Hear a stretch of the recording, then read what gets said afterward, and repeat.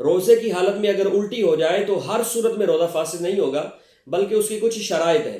پیارے محبوب صلی اللہ علیہ وآلہ وسلم نے ارشاد فرمایا، من قاء فلا قضاء علیہ ومن استقاء عامدا فعلیہ القضاء۔ ارشاد فرمایا جسے روزے کی حالت میں خود ہی الٹی ہو جائے تو اس پر کوئی قضا لازم نہیں ہے، اس کا روزہ نہیں ٹوٹے گا، اور اگر کسی نے جان بوجھ کر الٹی کی تو اس میں اس کا روزہ ٹوٹ جائے گا، اسے قضا اس کی رکھنی پڑے گی۔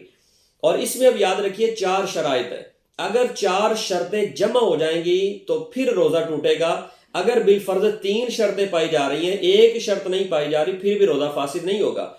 پہلی شرط یہ ہے کہ روزہ دار ہونا یاد ہو، دوسری شرط یہ ہے کہ الٹی خود کی ہو، جان بوجھ کر قے کی ہو، تیسری شرط یہ ہے کہ وہ قے منہ بھر ہو، یعنی منہ بھر کا معنی یہ ہے کہ جسے بلا تکلف نہ روکا جا سکے، چوتھی شرط یہ ہے کہ اس میں کھانا پانی خون یا صفرا یعنی کڑوا پانی نکلے۔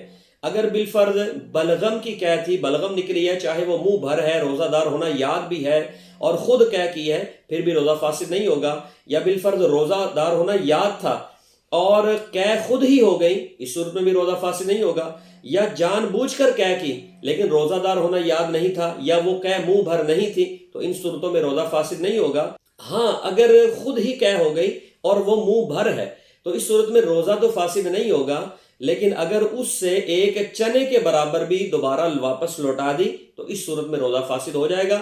اور اگر قے منہ بھر سے کم تھی، یعنی ایسی قے تھی جسے بلا تکلف روکا جا سکتا تھا، تو اگر وہ واپس لوٹ گئی یا لوٹا دی، اس صورت میں بھی روزہ فاسد نہیں ہوگا۔